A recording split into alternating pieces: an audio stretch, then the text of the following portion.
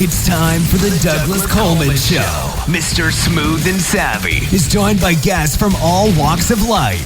From the entertainment industry to authors to political and social commentators. The famous and not so famous. The controversial and the light and fluffy. We have it all. Now, here's Douglas Coleman.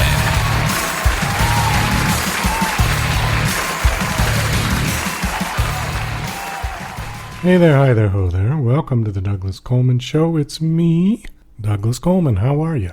Thank you for joining us. We've got Lawrence Jordan here today. Lawrence is a film editor. He recently completed his latest feature film, Sextuplets, which stars Marlon Wayans, Glynn, Turman, and Molly Shannon, and that is for Netflix. He's also the co-creator of Master the Workflow, an online course that teaches people the practicalities of a career in film editing. You can check that out at mastertheworkflow.com. In the second half of the show, we've got Draucker.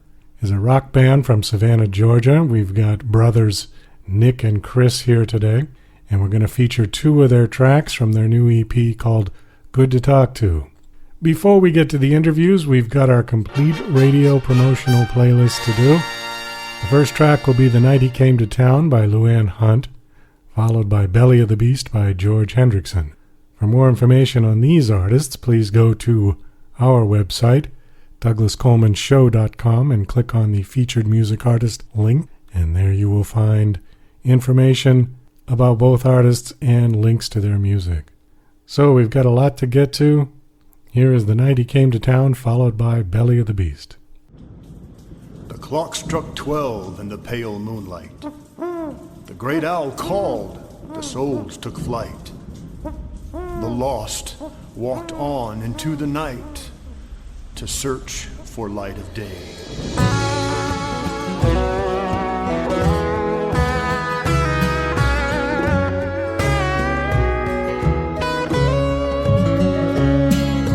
The clouds rolled in, the rain came down, thunder roared, it shook the ground. Dead men rose from all around, the night he came to town. His hair was dark, his eyes were too. He said, now I've been sent for you. It's not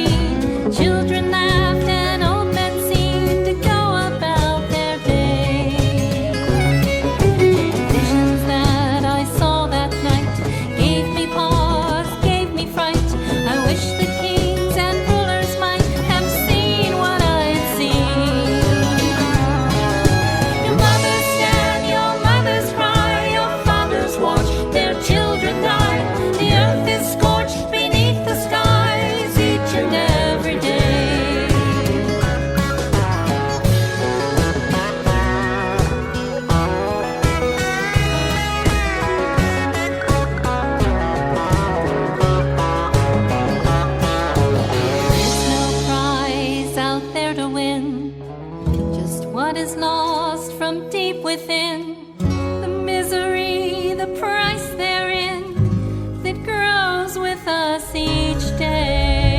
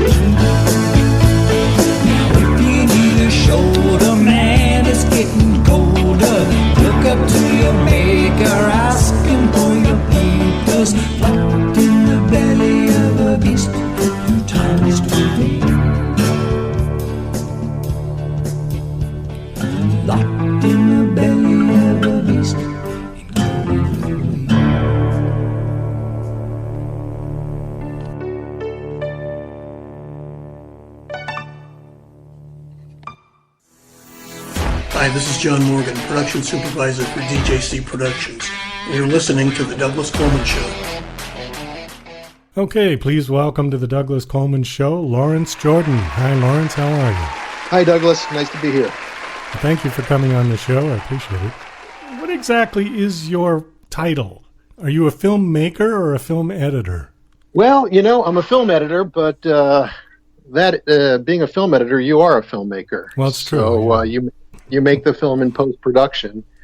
You don't shoot it, but you are intimately involved in the process from the very beginning, through the very end. So although you're not on set, you're in regular contact with the director and, just sort of an advisor when, requested on anything that will make the film better or anything that's needed. So on a film project, who is your boss? The director? Yeah. In, motion pictures and television, you're hired by the director. Quite often the producers and even the studio will have a say, but your primary relationship is with the director.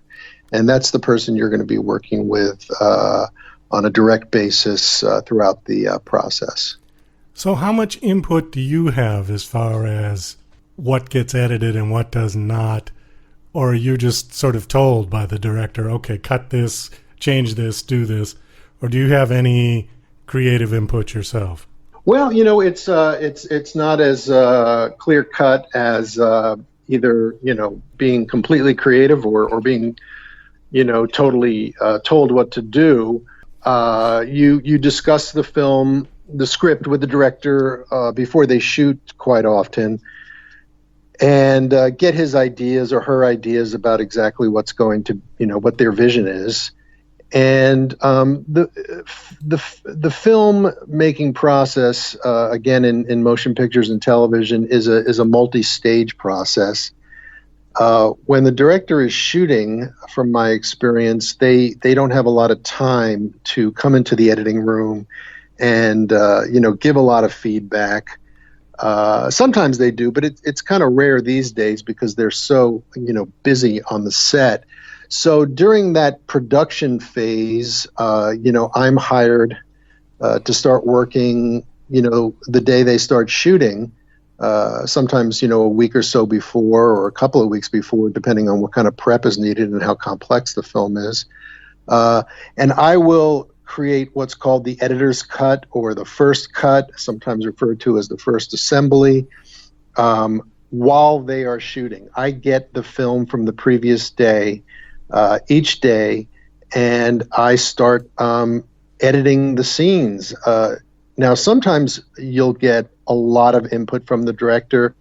They'll be giving the script supervisor notes and indications of what his favorite or her favorite shots are. And then sometimes they don't communicate with the script supervisor at all, and your notes are non-existent.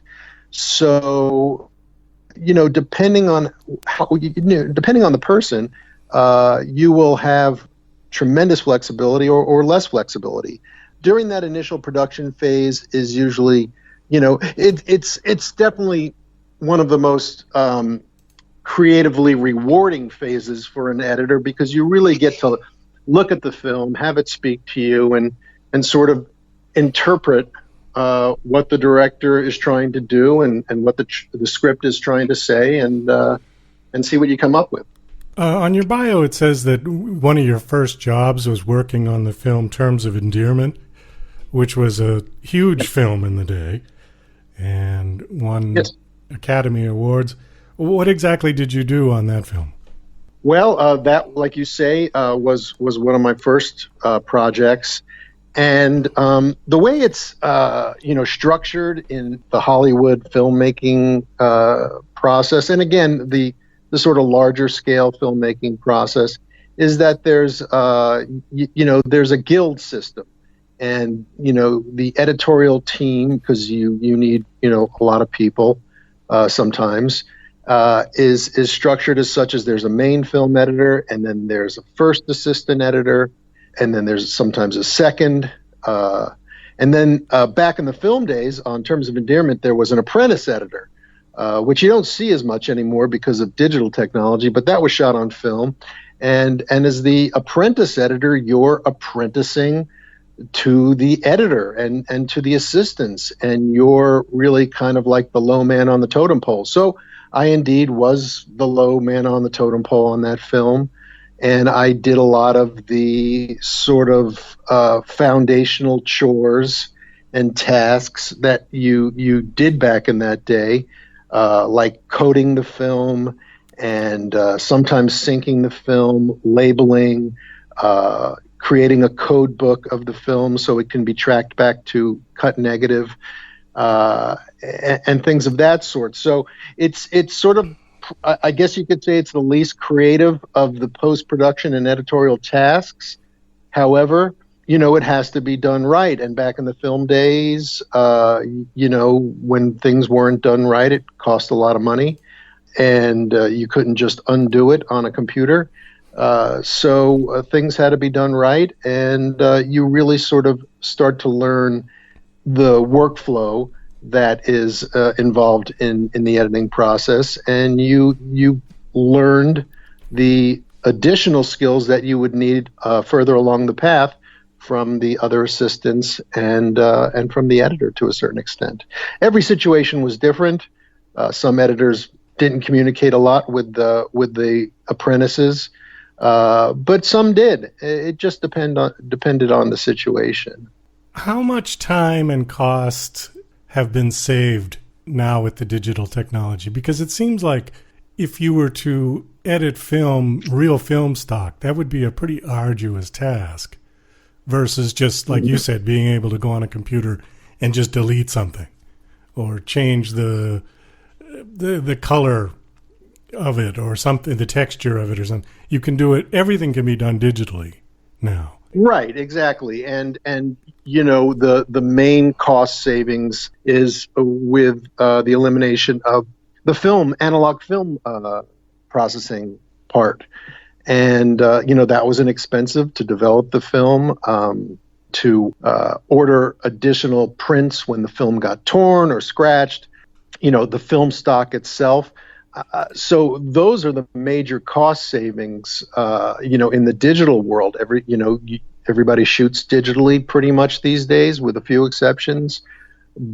So you're recording onto memory cards.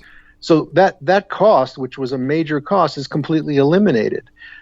Now, conversely, what that has created is the ability for the production team, the director and the cinematographer, to shoot a tremendously larger amount of material. So from my experience, the cost savings from not having to process the film has been sort of taken up by the cost of just having to go through the huge volume of material that they shoot these days. But in general, it's really the processing. When you needed to duplicate a scene back in 35 millimeter film or 16, you would have to send it out to a laboratory. Now, of course, it's just Command D on the keyboard, and you've duplicated. You can duplicate an entire movie. It certainly has revolutionized the industry, but when you look at the budgets on some of these films, it certainly hasn't made it any cheaper for people to make films, because we could put in inflation as part of that formula. But back in the day, I mean, $100 million was unheard of to make a film. Now it's pretty much the norm for a big, Marvel Comics type movie, even more than that. Right, but what we have to consider is the volume and complexity and extent of visual effects, digital visual effects, which are now created, on almost every film, even from, small films that aren't quote unquote visual effects films, because every what we used to call opticals, dissolves and fades and transitions of that nature are done digitally. So really, you're paying for those hundreds of people that you see at the end of a credit roll that are, digitally manipulating the images, creating, digital characters and doing compositing and things like that. So that's where the budgets have, increased. Now, I'll disagree in the sense that if you're not making a visual effects intense film, you can do it quite cheaply these days with digital technology, cameras and editing systems. And, as is evidenced by the proliferation of films on the web and places like YouTube, etc., you can have a very, very small crew, and you can make a film for a fraction of what it cost back in the film days. Well, that's very true, because a lot of the indie filmmakers that I've interviewed have made great films that I've watched that, the budgets were $50,000, $75,000. That would have been impossible back in the film days, 35 millimeter. The original Halloween, for example, was made for $300,000, which was really considered a low-budget film. I forgot how much Spike Lee made She's Gotta Have It for, but that was made for a very small budget. There was a film by a director named Robert Townsend, and Keenan Ivory Wayans was involved in it, called Hollywood Shuffle, for $100,000, and he financed it on his credit card. So, back in the day, you could make a low-budget film. But if you've got the gear and you've got actors who are willing to, sort of participate in a project that is, micro budget, as they call it these days, you can make a feature film probably. Well, look at the first iteration of Paranormal Activity. I think that was shot for something like $15,000 or $25,000. What about that film called Tangerine that the guy did all on his phone? Yeah. You can shoot a feature film on an iPhone, unquestionably, and you can shoot it in 4K, and you can make a DCP, a digital cinema package, a master, and you can distribute it. And the avenues of distribution are much greater these days with streaming and the web. You can shoot it in 4K, and no one's really going to know the difference. Obviously, you don't have the kind of creative flexibility with coloring and grading, a film that's shot on an iPhone. But, at the end of the day, man, it's really all about story. And if you've created an engaging story, people will forgive the technical limitations of the project. Well, it's nice to hear that, because now I have nothing against the big Marvel comic franchise films. They're very entertaining. But I think there seems to be less focus put on the great stories. I don't know. Maybe I'm just getting old. But no, yes, maybe we are just getting old. I'll agree with you there.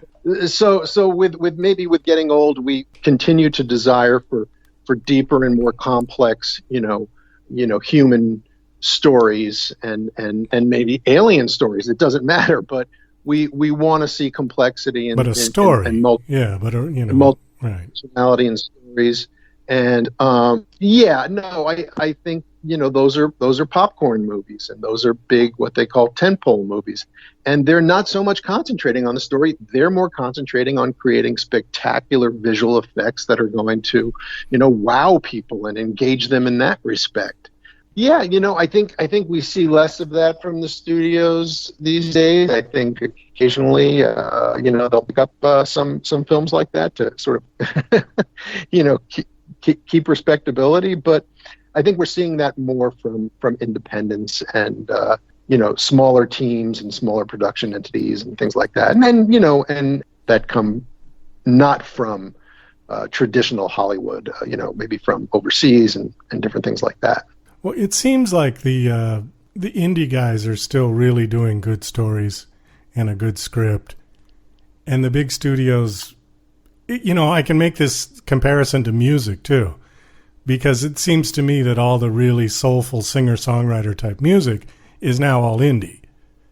And the big mainstream Billboard stuff is the pop computer generated kind of music that just has lost the soul of the guy sitting on a stool with a guitar singing his heart out. Right. Well, it's like any industrial complex. It's the entertainment industrial complex, and those giant corporations have to make films that perform outstandingly at the box office and have global appeal. Like anything else, in the marketplace, when you're trying to appeal to the largest global audience, you're going to have to sort of, most often, from my experience, you're going to have to kind of like appeal to a sort of lowest common denominator, so everyone gets on board. And I don't mean that in a negative way, but it's just to have the greatest mass appeal, because again, like you said, these films are outrageously expensive to produce, $100 million, $150, $200 million to produce. So they've got to, and then to market them is tremendously expensive. Sometimes that's an additional $50 or $100 million just to market them. So they have to make $1 billion at the box office, and that's what we're seeing now. And that's what major corporations do. But as filmmakers, there's a lot of artists out there who have something, a story to tell and have a unique voice. And that still resonates with people, smaller groups of people, maybe niches of people. But if the economics are right and you make the film for the right price, you can still make money off of an independent film, and that's why we have a whole sort of category of production companies and producers and people like that who make those kinds of films. Okay. Well, I want to hit one or two of your talking points before we wrap up this interview. And a couple of them I really like. The first one said, do you really have to know somebody in the business to get anywhere? Is it possible to work your way up from the mailroom these days? What is your response to that? The industry is made up of in Hollywood and the larger production centers. It's made up of guilds, and you had to get in the Editors Guild, so to speak. And back in the day, it was much more of, a quote unquote old boys network. And you really needed to know someone. Like, everything else in the industry, digital technology, changed all that. And not only editing, but cinematography and directing and things like that became accessible to so many more people. I mean, the kids these days, they've got kind of rudimentary editing systems on their laptops in elementary school, so everyone has sort of basic understanding of what the process is. Everyone has a digital camera on their phone, so the industry had to change, and obviously there's going to be resistance, but the fact of the matter is these days you don't really need to have a relative in the business anymore.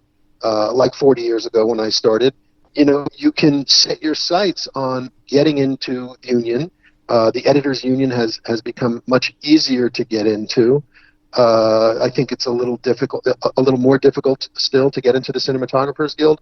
But basically, it's that kind of thing that you need a job, and if you get a job, you can get your days, and then put in an application to the Guild.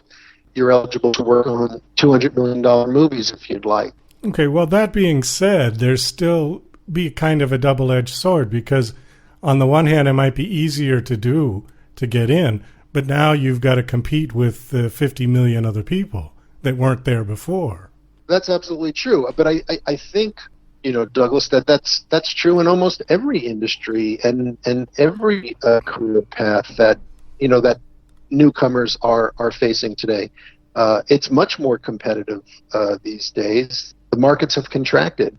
I mean, think about it, what it's like for directors, editors, even cinematographers to a certain extent.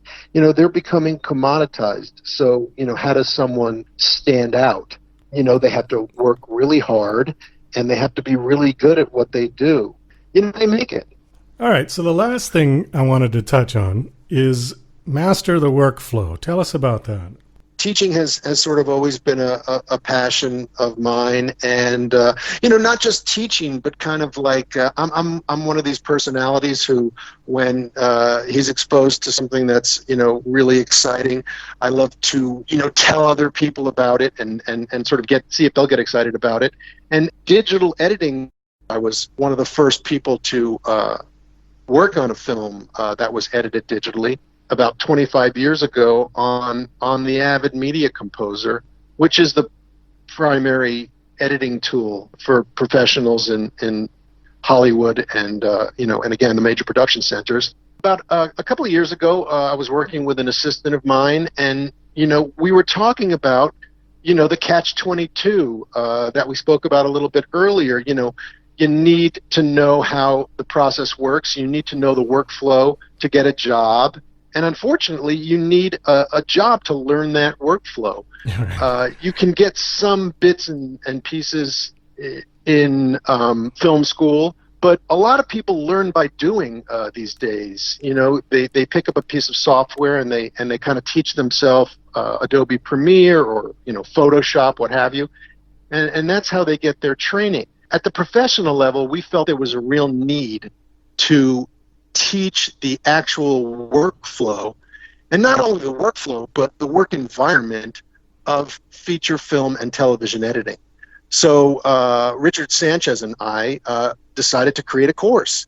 lo and behold, we got 300 responses of people who were very interested in this in the first 48 hours. Wow. So it's really taken off, and we went and created the course, and we've been doing it for about 2 years now, and we've put over 400 people through it in over 35 countries. Our instinct that there were a lot of people out there who had, the interest to learn the actual workflow, what goes on in a professional editing environment, was there. It's going really well. People continue to want to enter film editing and post-production, and Master the Workflow teaches all the steps on how to do that.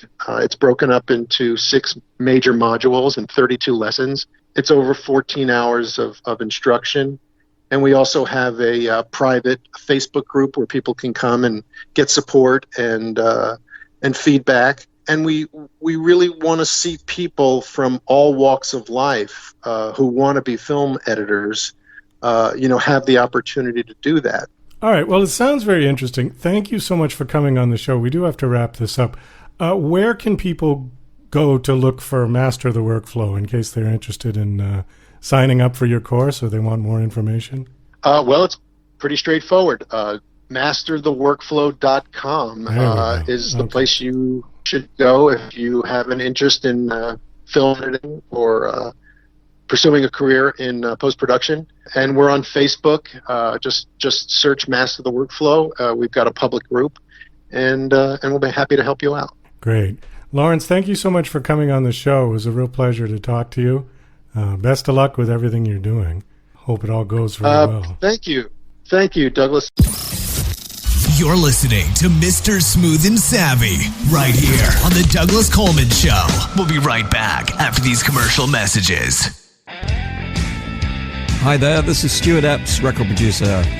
This is my story about Elton John, working with him in those early years, going back to 1967 at Dick James, all the amazing tours, those first recordings, going through to Rocket Records, and it's an amazing story about his incredible rise to stardom and my part in that. So look forward to taking you on that journey. So here we go.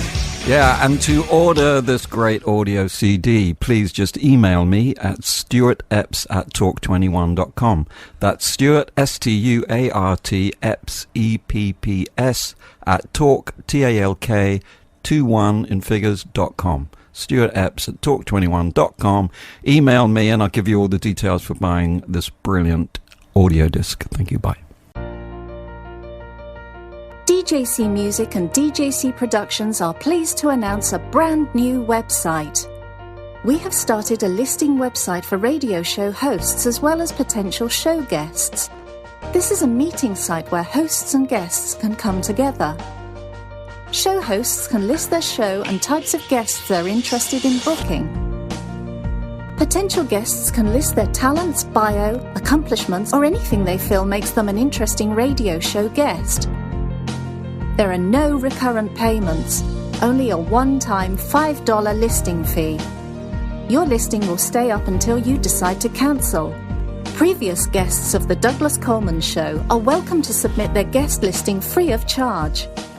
Go to radiohostsandguests.com. That's radiohostsandguests.com. Tired of living in a culture of lies, fake news, and alternative facts? The Pro-Truth Pledge reverses the tide of lies by calling on politicians, and everyone else, to commit to truth-oriented behaviors. The pledge asks signees to commit to 12 behaviors that research in behavioral science shows lead to truthfulness, such as clarifying one's opinions and the facts, citing one's sources, and celebrating people who update their beliefs toward the truth. Private citizens who sign the pledge get the benefit of contributing to a more truth-oriented society. Public figures get more substantive rewards for signing the pledge in the form of positive media and public recognition. The pledge crowdsources the truth by asking volunteers to evaluate the statements of public figures who sign the pledge. Take the pledge, demand that your elected representatives do so, and encourage your friends to take it at protruthpledge.org. The Douglas Coleman Show is now offering a complete radio promotional package for music artists. Your track will air 28 times a week for 1 month over all of our online and terrestrial platforms, as well as permanently archive on Spreaker, iTunes and many other sites. Your profile will also be featured in our featured music artists page on our website. With this package, you will also get a 15-minute interview on our show to promote your latest single, EP, LP, or upcoming gig. Similar packages like this can run hundreds of dollars and often are subscription-based. Our package has a one-time fee of just $49.99. Please go to douglascolemanmusic.com/CRPP. That's douglascolemanmusic.com/CRPP for complete details. Let's work together to get your music heard. Are you an independent musician? How would you like to have your songs played on hundreds of radio stations just like the one you're listening to right now? Join MusicSubmit.com and we'll promote your music to radio stations and blogs in your genre. It's free to set up your account, and we guarantee your music will be considered for airplay by radio stations worldwide. Why not sign up today? It's free. MusicSubmit.com. Radio promotion for indie musicians. Okay, please welcome to the Douglas Coleman Show from the band Draucker, Chris and Nick Draucker. Hey guys, how are you? Doing great. How about yourself? Doing fine. Thank you for coming on the show. I appreciate it. Where are you guys from? We're from Savannah, Georgia. Yeah. Savannah, Georgia. Okay. And how long have you had this band together? We've been a band for a little over 2 years. 2 years. Okay. Now, you guys are brothers, I assume? Yes, sir. Okay. Were you playing music as little kids or no? Yes, we were. You were. Okay.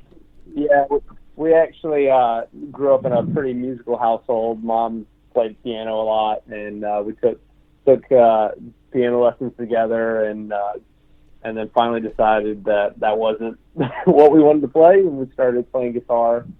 And it's been kind of a battle back and forth for years on who's actually better than who. So okay, why don't you introduce all the members of the band then? Just tell us their name and what they play. Okay, so I'm Chris. I play guitar and I sing background. Nick also plays. He's the lead guitar player. He sings background. Our sister Sarah, she is the lead vocalist. Then we have Joe Pilt, who is the bass player, and Tyler Leibel, who plays drums. Okay. So the whole band has been together for 2 years. What kind of music do you guys play? So our original music, I'd say it's more alternative rock, but then we play a lot of like old rock and roll covers, and then we take new pop songs and make them rock and roll. Okay. Do you guys play live anywhere? All the time. All the time? Yeah, all the time. We're pretty booked up through the weekends. So you play locally in Savannah? Yes, sir, and regionally. You have toured the United States? We have not. That is something that we want to do, though. So when you say regionally, you mean in the South, right? Like in Georgia? In the South. Mm-hmm. Okay. What kind of music did you listen to when you were growing up? Nick, you can take it. Well, we all listen to a lot of things, and I think that makes our sound the way it is. But I listen to I started out on a lot of old classic rock and roll, and then I delved into a lot of jazz when I went to high school. Went to blues and lots of pop, too. So you could listen to the singer-songwriter sound and hear the old rock and roll. And when that combines, that's my style, per se, I think. Nick likes a lot of John Mayer and old blues guys that he's inspired by too. So I love Stevie Ray Vaughan and Jimi Hendrix. I was more of a Guns N' Roses person. I like Queen and the Killers, and bands like that. And so I think that's how we get the sound that we do. Like Nick says, I like a lot of edgy guitars, and he likes creamy guitars, and so we sit in a different world as far as the guitars are concerned, I think it blends well together. Did you see the new movie, Bohemian Rhapsody? I actually haven't seen that yet, but I've heard by a ton of people that it's not even close to being accurate to how things were in that group. Well, they did switch up the timeline a little bit in terms of when songs came out. And I don't know. I've heard mixed reviews. I saw it. I thought it was good. You know, who's to say if it was accurate or not? I wasn't in the band, you know. So that's the overwhelming opinion by anyone that I've talked to, that it just wasn't close. I was like, okay, well, maybe I'll see it. I won't. I was going to say, I think even if it's accurate or not, I think they made a good product for their audience, and I think most people would like it. But for history aside, but I think I enjoyed it. Great, it was great.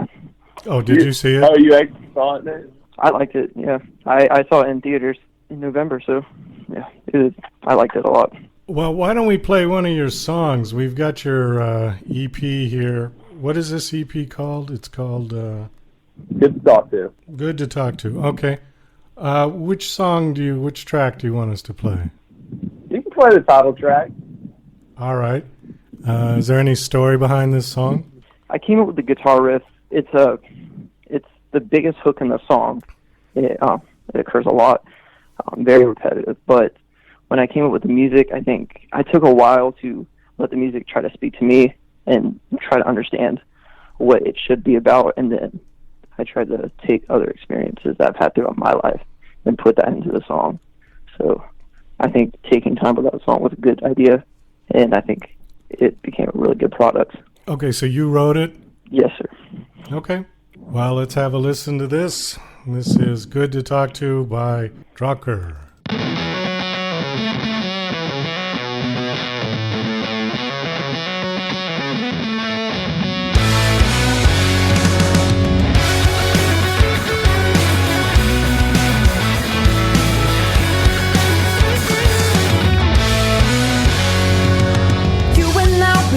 The same illusions. You and I, we complicate the same mistakes. You and I, we've cut it out and it knocked us back again. Now you're trying to cheat and walk away, and you got me fooled again. Coming back to me, say, just hold on. Got a tattoo on my wrist. Trust no one. Heartless, but I think we can see we're close enough to doubt my reality. Heartless, but I think we can see we might be the same level of insanity. Got me coming in close, waiting at the storm without a warning. Now you got me thinking you'd be good to talk to.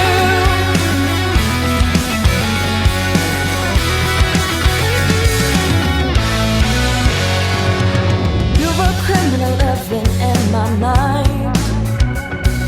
I need your eye, it's best, can't strip you off the line. So come on in and call me out, knock me back again. You're magnetic danger and you got me fooled again. Coming back to me, say, just hold on. Got a tattoo on my wrist saying trust no one. Heartless, but I think we can see we're close enough to doubt my reality.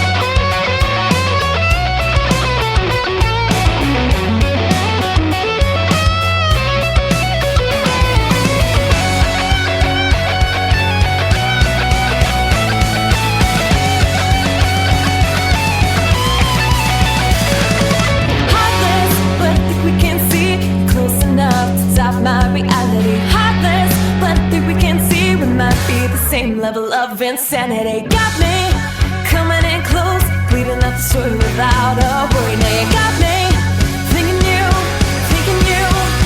you'll be good to talk to. Good to talk to, yeah. Good to talk to, yeah. Think it'd be good to talk to.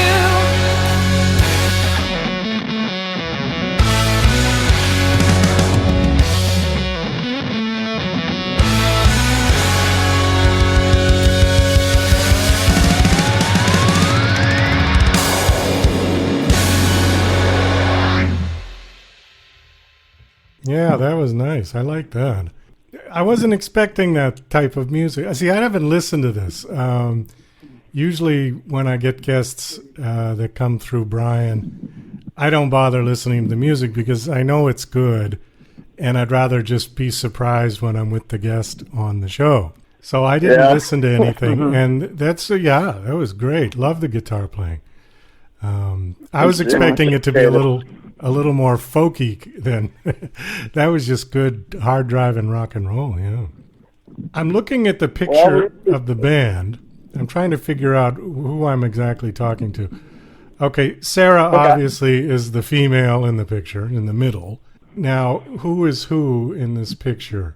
I know you can't see the picture, but I think it's your promo band picture. Okay, yeah. So on the far left, that's the drummer. His name's Tyler. With the long hair. With the white shirt. With the very long hair, yeah. Okay. That's Tyler. All right. And then the next one's Joe. With the big beard. And you know, with the beard, yeah. Yeah, we call him Grandfather Joe. Grandfather Joe, okay. He's got the beard and he's the oldest. And then Sarah. And then that's me.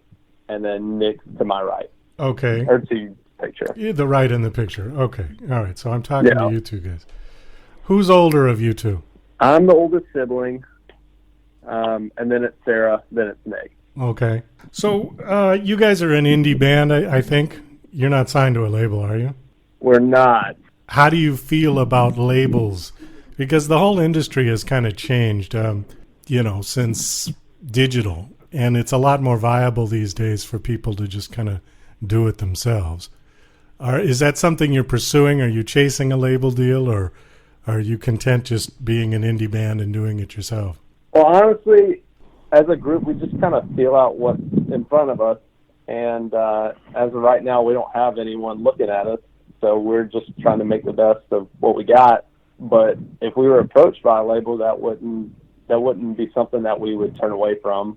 But as of right now, like, just trying to work with Brian Mays to get our name out there and do more shows outside of Georgia and outside of our hometown. So it's something that you would consider if a label approached. Oh, yeah. You.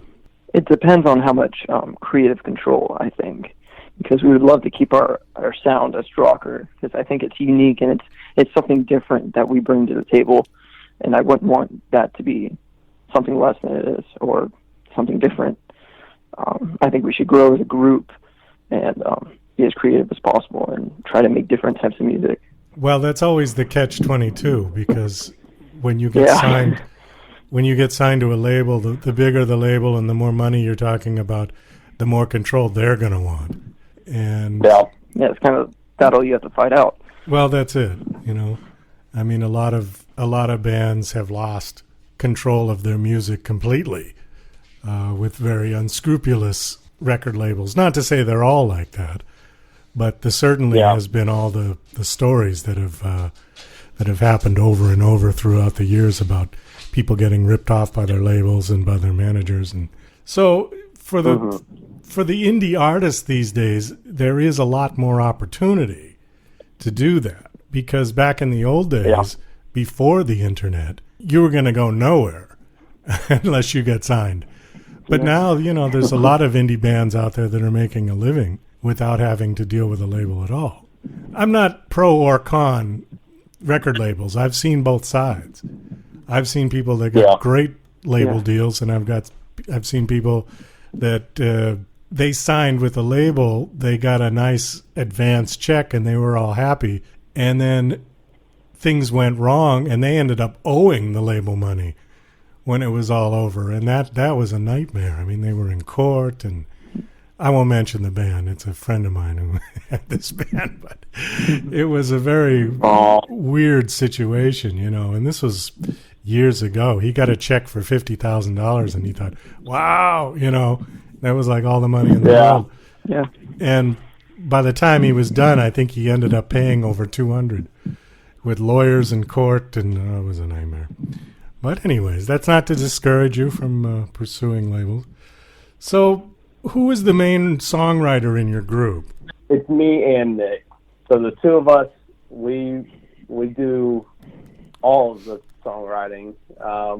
Nick and I even have, before we bring the song to the table, we have like parts for the drums, we have parts for the bass that we've already thought about. And maybe they don't go over well when we try them at first, and stuff might need to get adjusted, but most of the songs we have pretty fleshed out in our mind before we approach the whole band collectively about them. And Nick and I, honestly, like, when we get together and we actually have time to get together and spend time songwriting and setting aside time for it, we usually write better songs because of it. You know, I was going to say something about bands that are comprised of siblings. They tend not to break up versus bands that are just all, you know, like not related people. You know, if you look at all the bands that where there were brothers, like the Beach Boys, the Bee Gees, you know, they didn't break up. They just died off. And there's a new band called Greta Van Fleet. I'm sure you've heard of them, yeah? Ooh. And, you know, that's three brothers. And I'm really excited that when I saw them for the first time, and I looked them up and I said, oh, they're three brothers. Great. They won't break up. You know, because so many times you get such a great band and they get to be very famous and then they end up splitting up. But the sibling bands tend not to because they're already family. So they know how to fight and make up and live together and be together, you know. That's the thing, man. That's the thing. Like, everyone's like, oh, it's a family band. You must really love each other. Yeah, but we still fight. We still fight. At the end of the day, you gotta get along with that person because they're your family. So, all crap aside, you gotta make it happen. Well, that's the thing. You've had more practice to fight because you've probably been fighting since you were little kids. Definitely. Where bands that get together as adults, they haven't had that, and then they're sort of thrown into the environment where they gotta be together all the time, and it just you know, they haven't learned how to forgive quite so much yet. But anyways, so what are you guys working on now? What is your project now? Well, we're doing a couple things. So Nick and I are spending a lot of time together writing music. We want to have, if we get asked to play or open up for a group, we don't want to have to pull out any covers. So right now we have, I think, about 12 tunes that are ready to go. Six of them are not recorded, but we have about 12 songs that we can pull out that are originals, and that we think are really, really strong, and that would be for a opening act kind of deal. And we're also, like, on the same lines, we're trying to find a group that would potentially take us on and take us on the road, because that, more than anything, like, I want other people to hear our music, and I want people to, like, know who we are and know our story, because I think it's interesting, and I think at the same time, like, a lot of people can relate to it. And yeah, so we're trying to write as much music as possible and get on the road as soon as possible. Okay. What is your website? Tell everybody your website so they can come check you out. It is thebanddraucker.com. And it's spelled... And yeah, Draucker. It's very German and very weird. Yeah. Okay, but it's easy to remember because it's your last name, right? Yes, sir. We got to wrap this up, guys. Thank you so much for coming on. I appreciate it. Thank you so much for having us. Hello, this is Nick Draucker from the band Draucker, and you're listening to the Douglas Coleman Show. Here's our track, Just Need You to Know, from our album, Good to Talk To.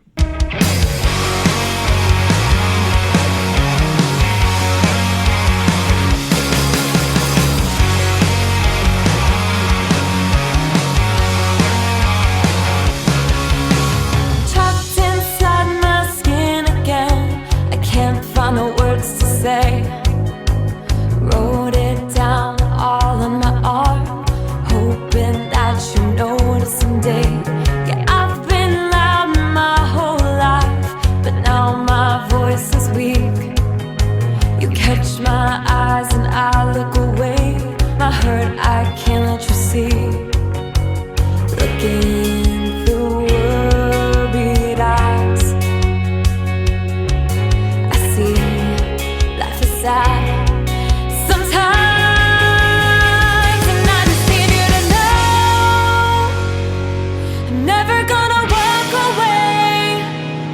Even if I lose all of my control, would you know my face? 'Cause there's a good chance that I might break. Can I climb out of this hole? I just need you to know.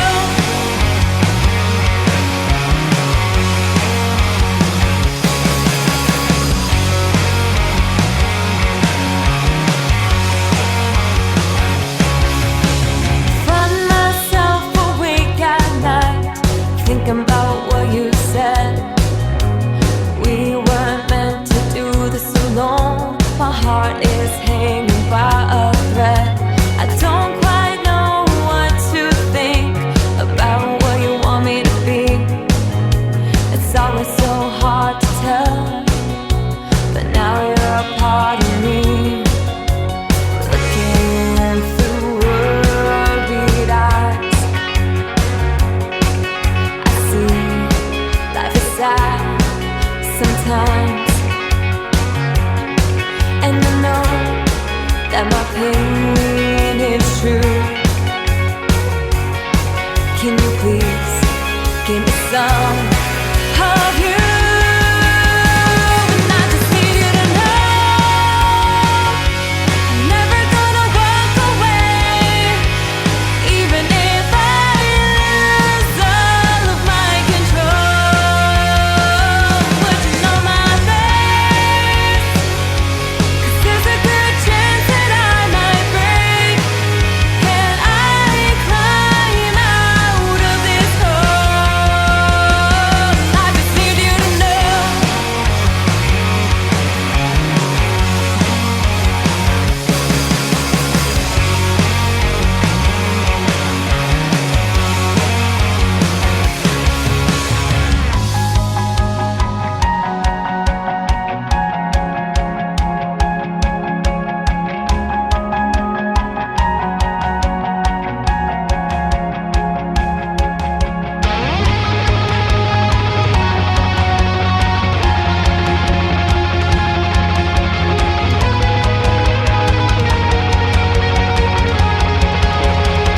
And I just need you to know I'm never gonna walk away, even if I lose all of my control. Would you know my face? 'Cause there's a good chance that I might break. Can I climb out of this hole? I just need you to know.